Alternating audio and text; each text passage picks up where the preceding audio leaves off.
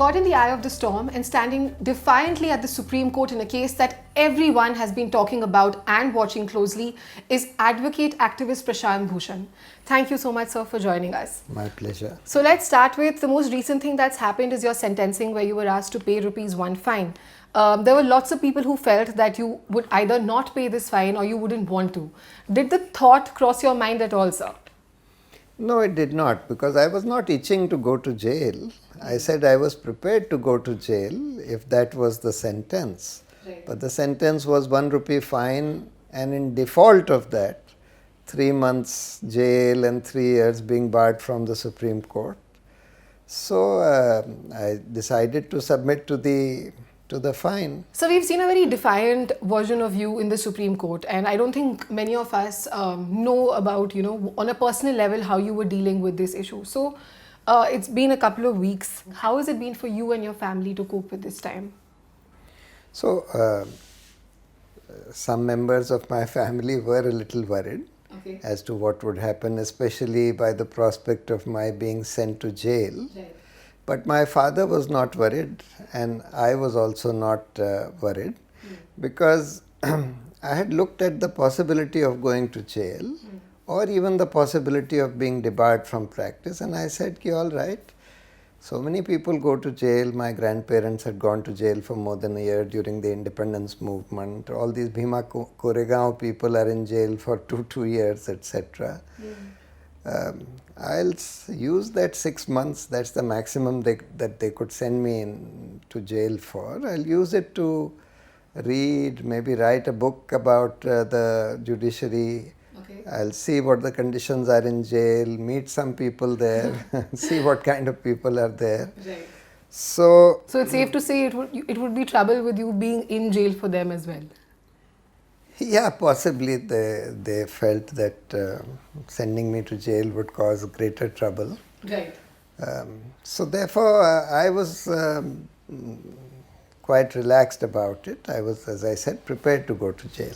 But still, at the end of the day, when there's so much trolling happening, when social media is taking so much of your mental space and time, you're constantly on Twitter.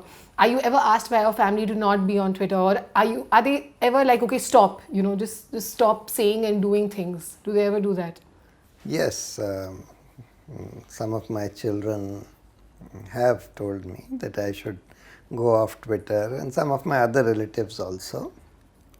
And that's because they feel that this unnecessarily invites hostility from the government, from the judges and so on, and that it puts me in the line of fire. Right. And therefore they say that out of their desire to see me out of harm's way. Yeah. But you see, they don't understand that, or they don't realize that I am a public person whose mission, so to say, Okay. is to try and help public interest, or steer policies towards public interest, or steer things towards public interest to the extent that I can. And I do it inside the court as well as outside the court by way of my advocacy for a large number of causes and organizations. I've even set up an institute in Palampur called the Sambhavna Institute of Public Policy and Politics, Okay. whose mission is to educate and motivate some of the finest activists in the country who would be taking up the job or the mission of steering public policy towards public interest. So therefore, in that capacity, even my use of the social media or speaking out publicly on public issues Right. is a part of what I see to be my mission.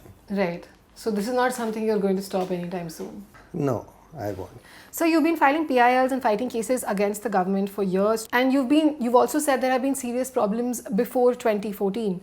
So why do you take the line that there has been an attempt to destroy a democracy only after 2014? So before 2014, there were various problems, all kinds of problems.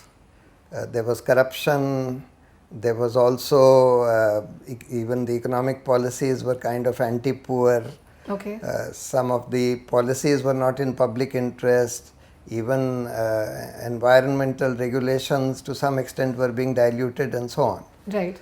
But what we have seen after 2014 just is of a different order altogether. Right. We have seen a wholesale assault on not only on freedom of speech. There are lynch mobs which have been let loose on the streets. There are lynch mobs on the social media who threaten you with rape or with killing you, etc., who abuse you in the vilest possible language. The media, the mainstream media has been taken over and used to spread communal hatred, used to spread falsehood, so that people cannot distinguish between what is true and what is false, so that people's capacity for critical thinking is degraded. Right. There is a wholesale assault on universities, which are supposed to be places for critical thinking, and they want to destroy the universities in order to demolish that. There is an assault on scientific temper and reason. The Prime Minister himself propagates all kinds of nonsense, that there is no such thing as climate change, that Lord Ganesha's trunk was stitched by a piece of plastic surgery, where his ministers say, "Go Corona, go," that this will make Corona go away. They promote papads, etc., for dealing with coronavirus and so on. So therefore, this is an assault on civilization itself. It's an assault on reason. It's an assault of distinguishing between truth and falsehood. This is an assault on our whole scale, assault on our society. There was nothing comparable to this prior to 2014. Nothing. Right, sir. This is the most evil government that we have ever seen in this country, or perhaps anywhere in the world. Sir, let's move now to at the core of this issue, it's an issue about the right of freedom of speech and expression. Now, at the end of it, the judgment, because you were found guilty, is this judgment the opening of a newer issue or a closure of this issue, sir? So the judgment by itself is quite a vicious judgment. Right. And it would, if you take the judgment by itself, it certainly makes speaking out against the judiciary much harder. Okay. But because of the intense debate and public discussion that this case provoked, and the kind of reaction from retired judges, many senior advocates, etc., I think that discussion in the long run will help in loosening this whole law of contempt, Okay. and making the court a lot more wary Right. in pursuing contempt cases for scandalizing the court. Right. One other good thing that has happened is that it has brought the spotlight on the functioning of the Supreme Court in the last 6 years, which was the subject of one of my tweets. Yeah. And people are now discussing that, examining that closely, and hopefully that will help the court to make a course correction. Right. Also, it became a kind of freedom of speech movement in society in general, and a lot of people came out saying defiantly that, all right, if Prashant Bhushan will be sent to jail, we are also prepared to say the same thing and go to jail as well. So it became a kind of freedom of speech movement, and in that sense probably it has actually reduced the fear of the threat of contempt. But that's a separate thing. I understand that there is a good energy around this, which will be my next question. But when it comes to the judgment and the precedent it sets, how important is your review petition in that context, sir? So the review petition will be important, because we are not merely seeking a review of this judgment, we are also filing a writ petition saying that the court must lay down rules to provide for an intra-court appeal against such an original conviction for criminal contempt by the Supreme Court. Okay. Because the court has held that one appeal is a fundamental right of every citizen. Right. And in this there is no appeal, because this is an original criminal conviction by the Supreme Court. Right, sir. And therefore they should amend their rules to provide for an intra-court appeal, or at least provide that the review will go to different judges, and it will be heard in open court, so that it is somewhat akin to an appeal. Coming back to what we were talking about, the movement around this, so there's been a certain sense of awakening, you can say, or a certain positive energy in the society. All this awakening in society, how do you plan to channel this energy, sir? Do you plan to start a campaign, a civil movement regarding this, or do you plan to do something political? No, I don't plan anything. I just plan to continue doing the things that I have been doing. Okay. And to the extent that this has kind of focused attention on me, and therefore I am now seen by some people as somebody who can lead some movement, etc. I'll try and channelize the energies of people by saying what I feel should be done. Okay. What should civil society be doing? What should political parties be doing? Have there been people who've reached out to you, sir, recently to try to create a different alliance? No, not that, but people have reached out to me saying that I now need to play some bigger role in society, etc. So, whatever roles, I am not a person who's cut out for electoral politics. I am not going to get into that. You spoke about electoral politics, and you have had a stint yourself with starting the Aam Aadmi Party, and of course there's been overwhelming support for you, sir. But has there been any support from your party that you were formerly a member of, the Aam Aadmi Party? No, the Aam Aadmi Party as such hasn't said anything, but some of their members or some of their kind of media people, etc., have spoken out in my support. Okay. But the party or its leadership have not said anything. At least I have not seen anything. Right.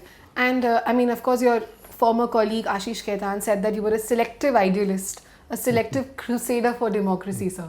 Is he right? So Ashish Khaitan is the Vice President Legal, or was at any rate till very recently, of the SR Group. Right. And the SR Group has been the subject matter of at least 3 PILs of mine. Yeah. The 2G case, the coal over invoicing case, as well as the SR leaks case, Right. in which some whistleblower had given me all their internal communications, which showed that they had a whole department set up for bribing and influencing politicians and various other public officials. Right. So for Ashish as Vice President Legal of SR to attack me, I mean, the attack was a stupid attack, but he should have at least disclosed his conflict of interest in this matter. Since you spoke about PILs, you're often viewed as a troublemaker by people, somebody who is a serial PIL filer, now even part of a lobby allegedly which seeks to influence the judiciary. Given the sheer number of cases, the number of PILs that you've filed over the years, do you think there is any merit to these claims? So these kind of statements are made by those people who are at the receiving end of my PILs, right, or their apologists and their advocates. Okay. So all these corporations who are at the receiving end. See, unfortunately, we are seeing such high levels of corruption in this in our society. Corruption at high places at such levels.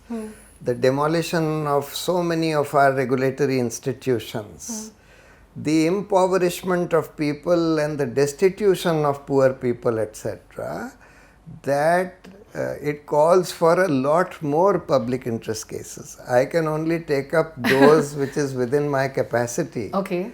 And I try and prioritize them and take up what I consider to be the most important.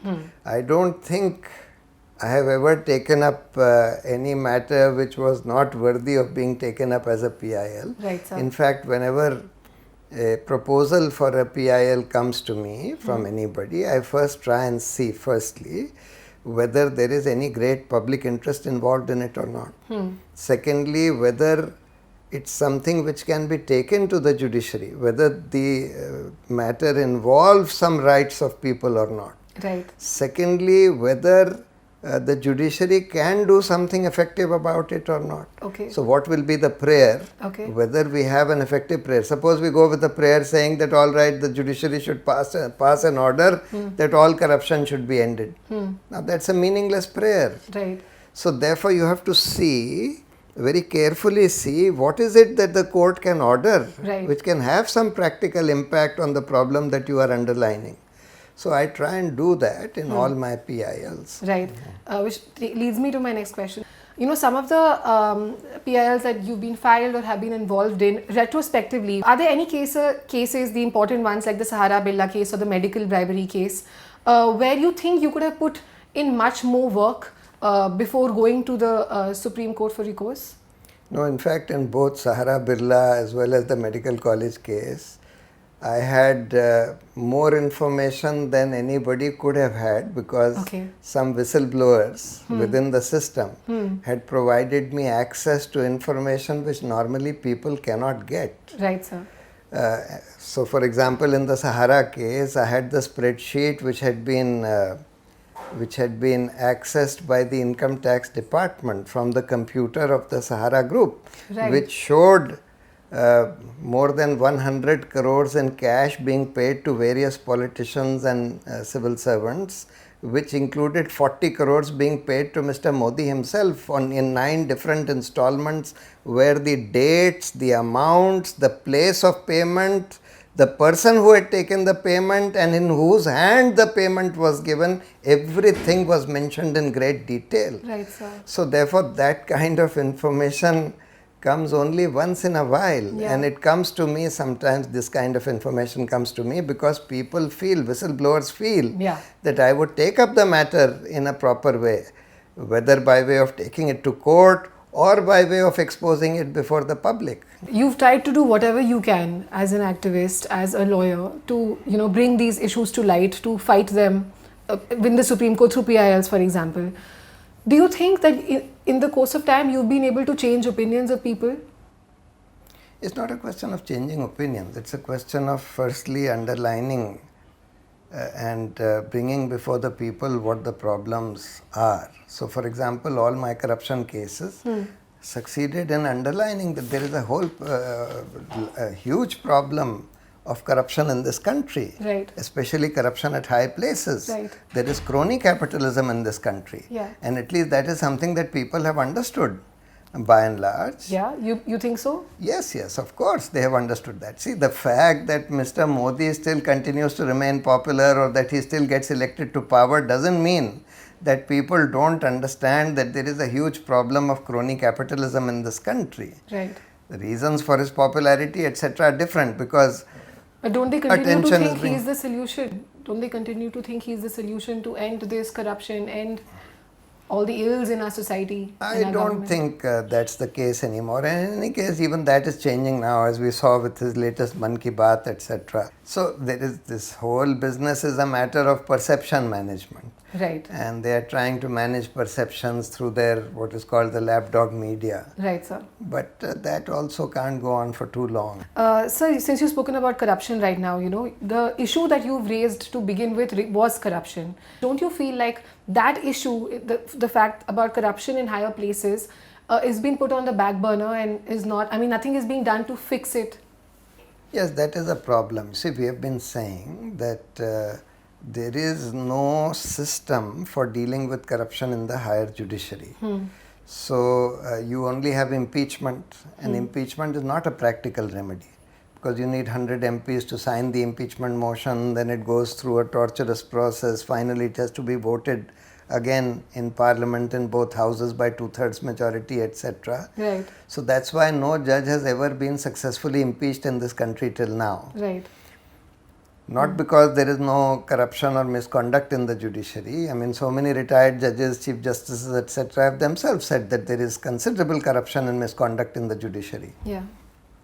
What we need is an independent judicial complaints commission. Okay. Independent of the judiciary and independent of the government. Government should play no role in that. Should consist of retired judges or some retired other public people who are selected in a manner in which the government has a minimal role in the selection.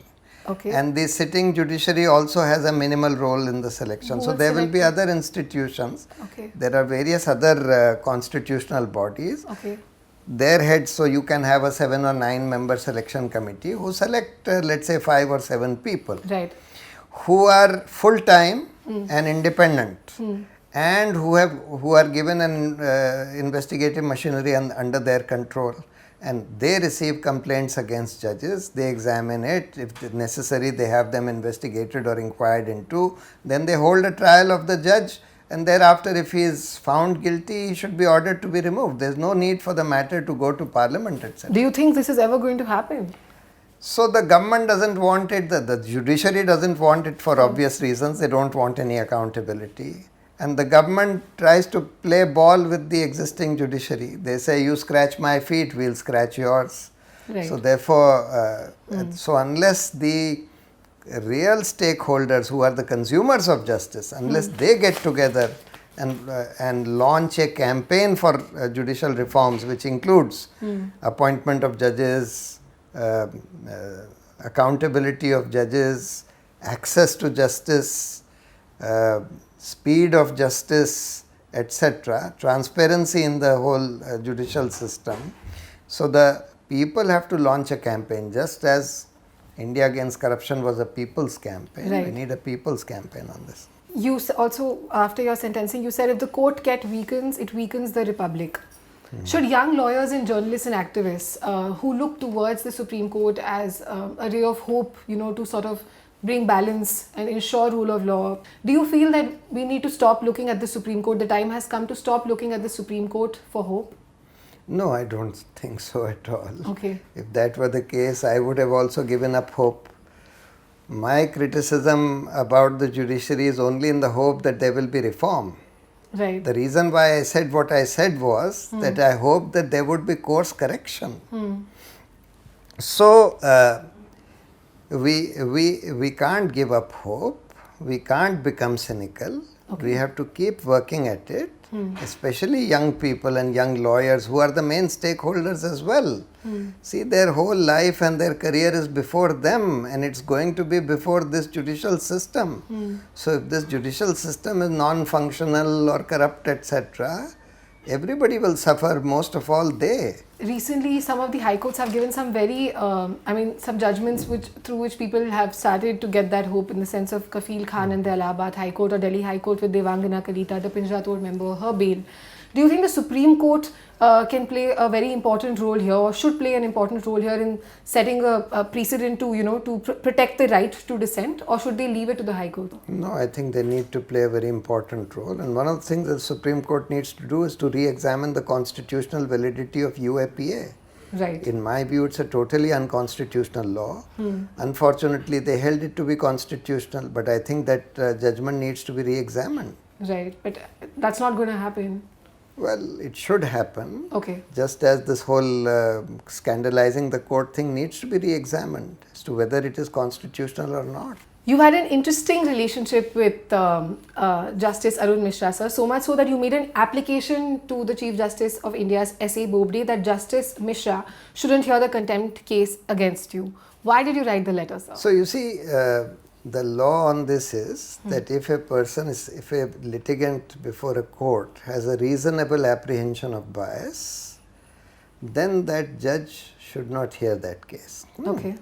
Now in my case, Justice Mishra has not only threatened me with contempt several times, merely for suggesting that a particular judge has a conflict of interest at any particular time in hearing a case, and therefore he should not hear the case. He feels that that itself is contempt, and he has said it 3 times to me in 3 different cases.